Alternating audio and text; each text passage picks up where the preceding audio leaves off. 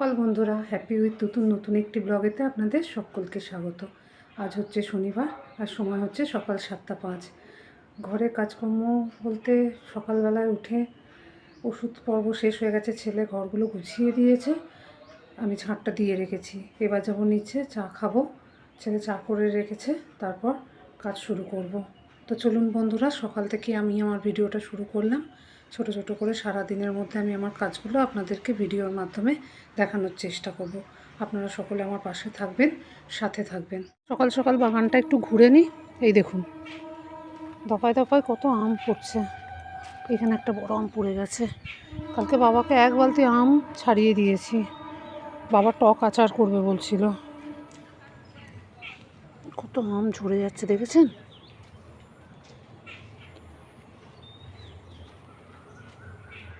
আর এই দিকটাতে করে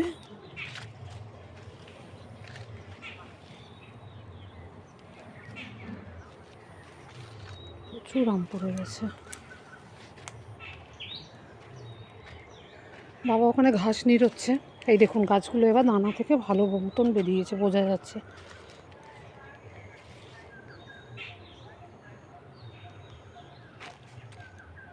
এইখানটা কিছু গাছ দিয়েছেন বাবা? এইখানটা কিছু গাছ দিয়েছেন? আমি পা দিয়ে দাঁড়িয়ে আছি তো, ওই জন্য বলছি। এখানে এই যে এটা হচ্ছে বরবটি গাছ, বরবটি কড়াইয়ের গাছ। আর এইখানটা দিয়েছে পাট শাক। নামগুলোকে রাখি, রেখে ভালোভাবে দেখায়। এই যে পাট গাছে ভীষণ ঘাস হয়েছে, বাবা সেই ঘাসগুলোকেই নিড়োচ্ছে। ভালোই বেরিয়েছে, এগুলো একটু হালকা হালকা করে বুনতে হবে, ঘন ঘন বেরিয়ে গেছে। আর এইগুলো হয়েছে ঢাঁড়স গাছ। এই যে ঢাঁড়স গাছ বেরিয়েছে, পাশে দিয়েছে লাল নোটে, আর তার পাশে দিয়েছে কলমি। আর দূরে যেগুলো দেখছেন ওগুলো সব দিয়েছে মুগ কড়াই। আজকে ফ্রিজেতে পাট শাক আছে, বাবা কালকে পাট শাক নিয়ে এসছে বলে কুমড়ো শাক আজকে কাটা হবে না। বাবা এখানে মাটিতে একটা কত বড় বেগুন লুটিয়ে পড়ে আছে, দেখা হয়নি তো? হ্যাঁ হ্যাঁ, তুলে নিই, দেখতে পাওয়া যায়নি। কত বড় আমগুলো দেখেছেন? এখানে আর একটা আম পড়ে আছে। কালকে সারাদিন আকাশ বেশ মেঘলা করেছিল, বাবা বলেছিল ঝড় হলে আবার আম কুড়িয়ে আচারের জন্য কুটে দিতে। আমি বললাম একদিনে এত আম তো কুটতে পারবো না, পরে কুড়িয়ে আনলে তখন আবার দেখা যাবে। বেগুন গাছগুলো গরম পড়ে যেতে না পোকা ধরে গেছে, আগের মতন খুব বেশি আর একটা বেগুন হচ্ছে না, তাও খারাপ হচ্ছে না। এইমাত্র দেখলাম ওইখানে একটা বেগুন হয়েছে। বন্ধুরা, আমার গলার ভয়েসটা কি পরিষ্কার শোনা যাচ্ছে? অনেক ভিডিওতে আপনারা কমেন্ট করেছেন যে গলার আওয়াজটা আমার সেইভাবে শোনা যায় না। জোরে বলার চেষ্টা করছি। দাঁড়ান, বেগুনটা কোনখানটায় দেখলাম, দেখি। এখানে একটা ছোট্ট মতন আছে, এটা ছোট আছে, বড়টা কোথায় দেখলাম? ও এই তো, এই দেখুন বড় হয়ে গেছে। এই রে, পেকে গেছে বোধ হয়।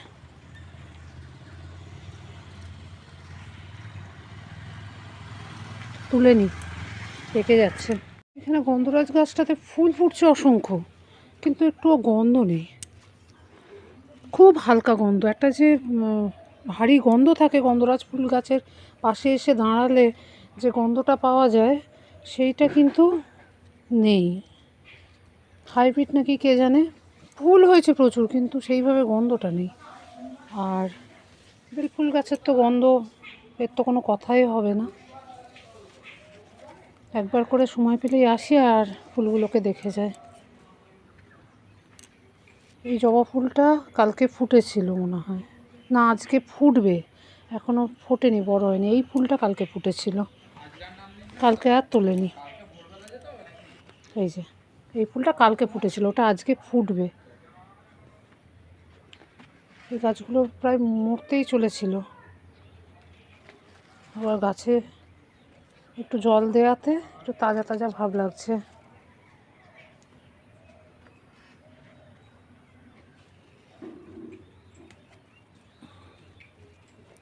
বাবা মায়ের হাতে যেন জাদু রয়েছে, যে গাছ যেমনভাবেই বসাক না কেন ঠিক লেগে যায়, আর ফলও হয় অসম্ভব। সকলের হাত গাছ বসানো সমান থাকে না। আমি গাছ এনে দিই কিন্তু বসাই না, বাবা মাই বসায়। আর এখানে ছোট ছোট্ট দুপাটি ফুল গাছে ফুল ফুটেছে লাল রঙের। এদিকের বেগুন গাছগুলোতেও বেগুন হয়েছে কিন্তু ছোট।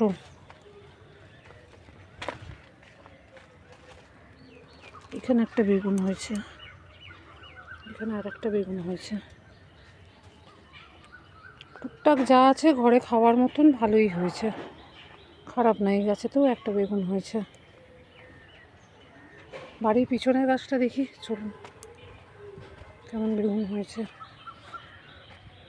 বাবা এগুলো সব পরিষ্কার করেছে। এই জমিগুলোতে সব তিল দিয়েছে, এই যে তিল গাছ বেরিয়েছে। আর এখানটা বাবা শিম গাছ, লাউ গাছ সব পরিষ্কার করে দিয়ে জায়গাটা পরিষ্কার হয়ে রয়েছে।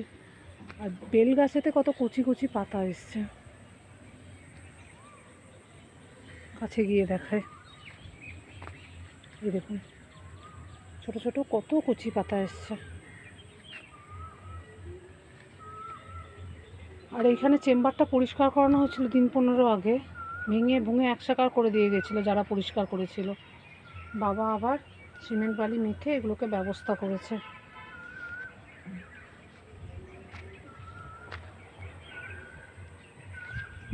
দূরে কোথায় কোকিল ডাকছে।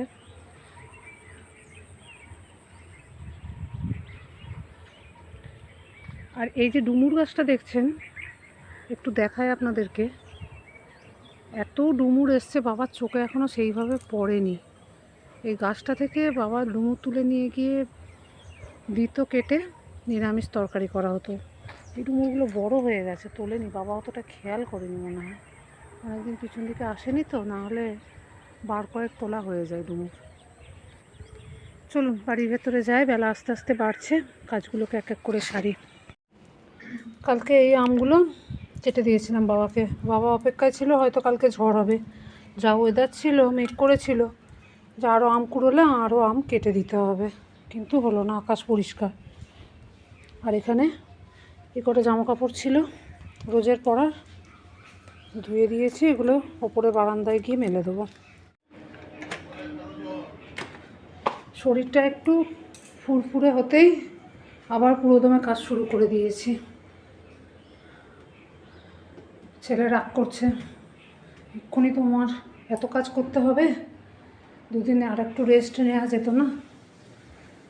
আমাদের মতন ঘরে বসে বসে রেস্ট নেওয়ার সময় কি থাকে বলুন? বাড়িতে একটা ছোট বাচ্চা রয়েছে, সংসারে এত কাজ রয়েছে। তুমি সংসার তো নয় যে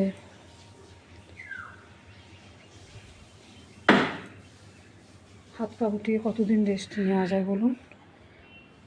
তাও অনেক দিন বাড়ির কেউ কিছু করতে দেয়নি কাজকর্ম, জোর করে করেই করছি। কাঠের উনুন এখন রান্না করতে দিচ্ছে না, বাড়িতে অনেক কাঠ দেখেছেন রেডি করেছি। ছেলের এই জামাগুলো না আজকে রাত্রিরে ভিজিয়ে রাখবো, একটা সার্ফ এক্সেল ব্লু প্যাকেট আনতে হবে। ওর জামা কাপড়গুলো এগুলো দিয়েই কাচা হয়, ভিজিয়ে দিলে ও কালকে এগুলো সকালবেলা উঠে কেচে নিতে পারবে। কলেজ এখন চলছে না, বন্ধ আছে, বন্ধ নেই, সামনের মাসে পরীক্ষা বলে ওদের এখন যেতে বারণ করেছে। ওই তো সারা বছর ততই বছর পড়াশোনা হচ্ছে, কী যে এদের ভবিষ্যৎ আছে কে জানে। কথা বলতে বলতে হাঁপিয়ে গেলাম। চলুন এগুলো সকাল করে শুকোতে দিয়ে নিচে যায়। একটু পাখা নিচে এসে বসলাম, হাঁপিয়ে গেছি। জামা কাপড়গুলো শুকোতে দিতে গিয়ে দেখছেন শরীরের কী অবস্থা। একটু পাখা নিচে বসে নিই, তারপর আবার নিচে গিয়ে মোটামুটি শুরু করবো। মা আমাকে কাঠের জালে রান্না করতে দিচ্ছে না, তুমি আমাকে কেটে কুটে জোগাড় করে দেবে, আমি রান্না করে নেব। সকালে জলখাবারে বাবা বলেছে ছোটো যে কিছু আলুগুলো আছে ওইগুলো ভাজতে, দুপালি করে। বাবা তুই পাস্তা খাবি? নিরামিষ করে দেবো না পেঁয়াজ দিয়ে করে দেবো? তাহলে করে সসের প্যাকেট নিয়ে আসিস। ছেলে কুচো আলু খেতে ভালোবাসে না, ওকে একটু পাস্তা আছে, মায়েরা সেদিনকে নিয়ে এসেছিলো পাস্তা, একটু সিমের প্যাকেট। সিমইটা দেখি একদিন সময় করে দুধ নিয়ে এসে, চিনি আছে, দুধটা নিয়ে এসে পায়েস মতন করে দিতে হবে।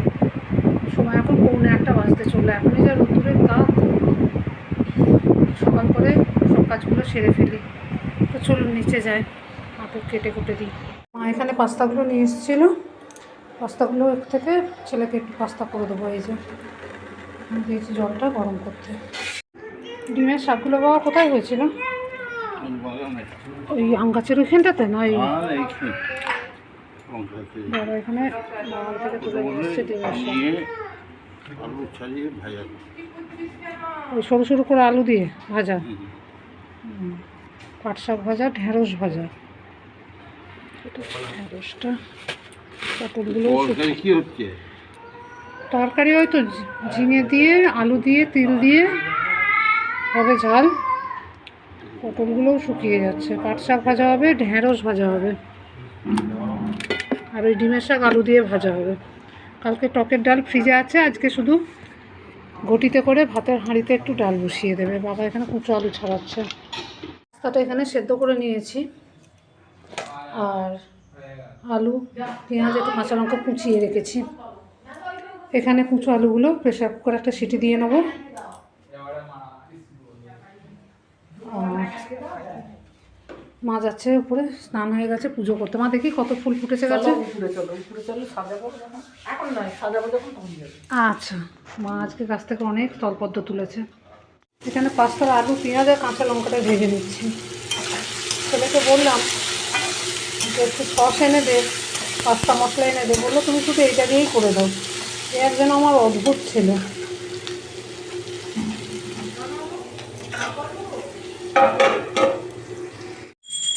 মা এখানে পুজো করছে, বললো সিংহাসনটা যখন সাজাবো তখন এসে একবার দেখিয়ে যাও তোমার দর্শক বন্ধুদের। এই দেখুন,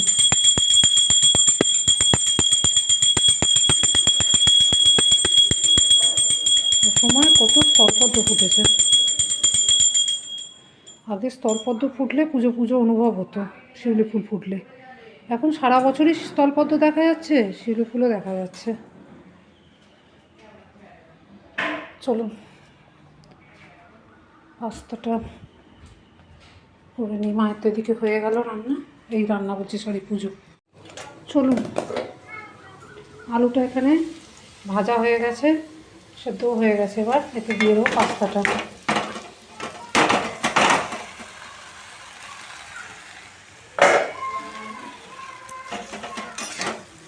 কি অবস্থা!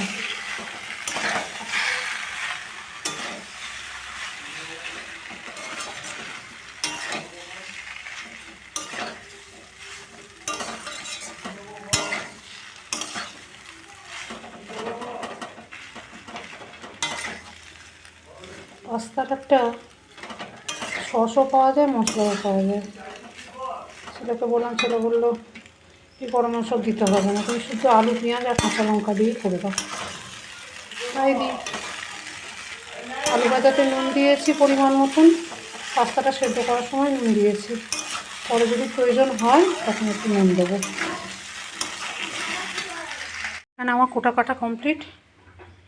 এই যে ডিমের শাকটা বাবা ছাড়িয়ে রেখে দিয়েছে, আলু দিয়ে ভাজা হবে। এই যে আলু ভাজার আলু ঝিঙে। আর এখানে ননিপুরি খেলা করছিল। মা বলুন আজকে কী কী রান্না হচ্ছে? মা কী কী রান্না হচ্ছে আজকে? পাট শাক ভাজা, ঢেঁড়স ভাজা, তারপরে আলু দিয়ে, তোমার ঝিঙে দিয়ে ঝাল, ডিমের শাক, ডিমের শাক দিয়ে আলু দিয়ে ভাজা, ডাল, বাসি ডাল।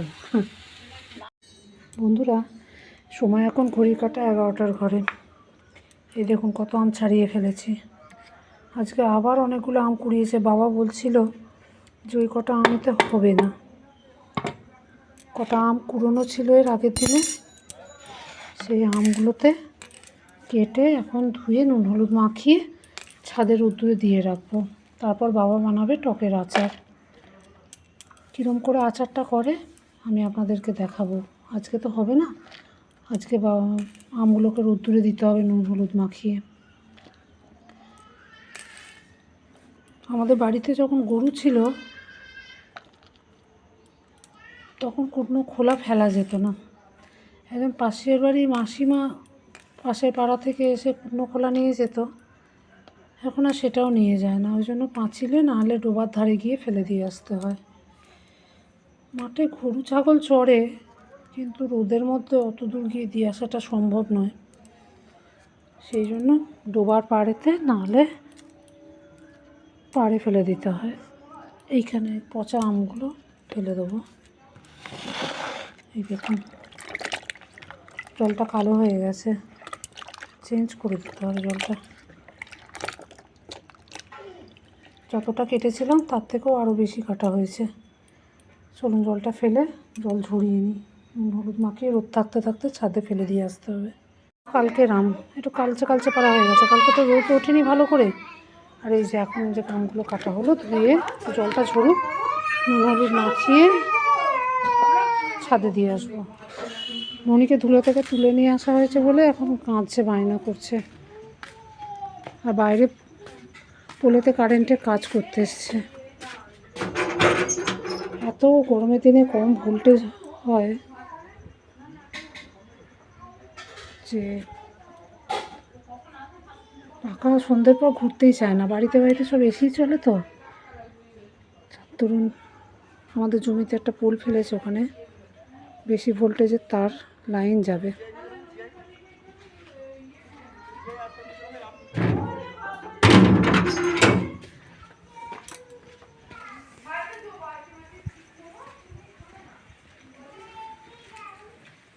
মায়ের এখানে রান্না হয়ে গেছে, ভাতটা ফুটে গেছে। ভাত হয়ে গেছে, নিভে গেছে উনুনটা। বন্ধুরা সময় এখন দুপুর 1টা বাজতে 5 মিনিট বাকি। কাজকর্ম তো সকাল থেকে যেটুকুনি যা দেখানো দেখিয়েছি। তারপর স্নান টান করে এসে এই উপরে জামা কাপড়গুলো শুকোতে দিয়ে একটু পাখা নিচে বসলাম। কারেন্ট নেই, ইনভার্টারে চলছে, কারণ সামনে লাইনে কাজ হচ্ছে দেখালাম। তো সবাইকারই মোটামুটি স্নান শেষ, শুধু বাবা স্নান করবে, তারপর খাওয়া দাওয়া করবো দুপুরে। আজকের ভিডিওটা তাই এই পর্যন্তই। আবার দেখা হবে পরের একটা ব্লগে। ততক্ষণ পর্যন্ত সবাই ভালো থাকবেন, সুস্থ থাকবেন।